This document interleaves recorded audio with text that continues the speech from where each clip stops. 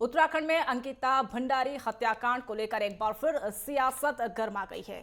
कांग्रेस से यमकेश्वर विधायक रेणु बिष्ट की भूमिका पर सवाल उठाए हैं, तो वहीं बीजेपी ने कांग्रेस पर बेवजह राजनीति करने का आरोप लगाया है। देखिए ये रिपोर्ट।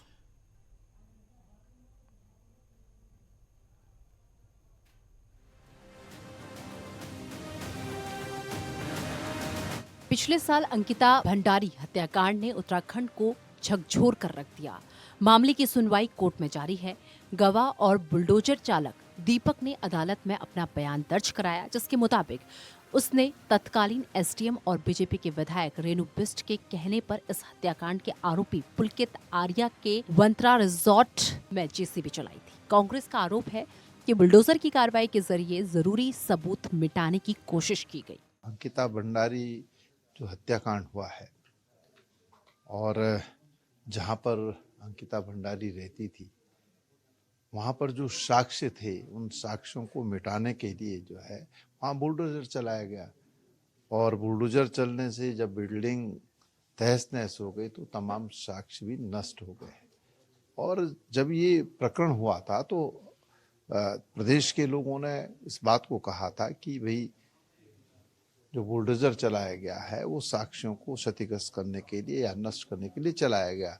सरकार ने कहा था हम इसकी जांच कराएंगे, लेकिन ना तो अभी तक जांच हो पाई कि किसके निर्देश पर ये बुलडोजर चलाया गया। उस समय तो ये बात भी हुई थी कि जिलाधिकारी के निर्देशों पर जो है बुलडोजर चलाया गया, लेकिन न्यायालय में जो एक गवाह ने बात कही कि विधायक जी के और उप जिला अधिकारी के निर्देशों पर जो है बुलडोजर चलाया गया है।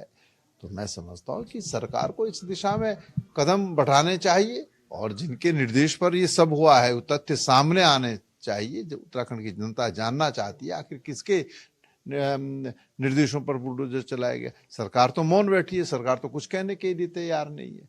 तो ये हालत इस प्रदेश की है, कानून व्यवस्था पूरी तरीके से ध्वस्त है। और अगर विधायक के निर्देशों पर, उप जिलाधिकारी के निर्देशों पर जो है बुलडोजर चलाया गया है तो तदनुसार कानूनी कार्रवाई होनी चाहिए। वहीं बीजेपी ने कांग्रेस पर पलटवार किया और मामले को बेवजह तूल देने का आरोप लगाया। बीजेपी का आरोप कांग्रेस संवेदनशील मुद्दे पर राजनीति कर रही है। बीजेपी प्रदेश मीडिया प्रभारी मनवीर सिंह चौहान ने कहा कि मामला कोर्ट में है। उन्होंने जल्द ही अंकिता भंडारी को न्याय मिलने की उम्मीद जताई। मुझे लगता है कि मामला न्यायालय में लंबित है और न्यायालय में चल रहा है और जांच एजेंसी के द्वारा जो जांच की गई उसका पूरी तरह से कोर्ट में प्रस्तुत किया गया है। और मुझे लगता है कि कांग्रेस और पूरे विपक्ष को इस मामले में धैर्य रखना चाहिए।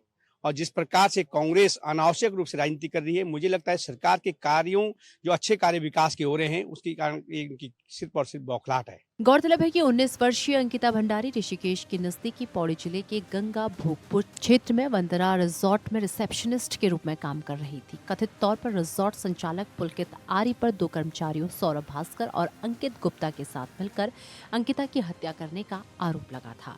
घटना के बाद पुलिस ने तीनों को अरेस्ट कर लिया था, जो कि इस समय पौड़ी जेल में बंद हैं। बहरहाल कोर्ट में बुलडोजर चालक की गवाही के इस मामले में नया मोड़ ला दिया है। अंकिता भंडारी की मौत को लेकर कथित तौर पर कई आरोप और दावे हैं।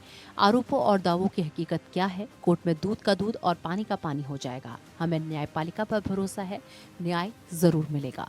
देहरादून से ज्ञानेंद्र तिवारी की रिपोर्ट।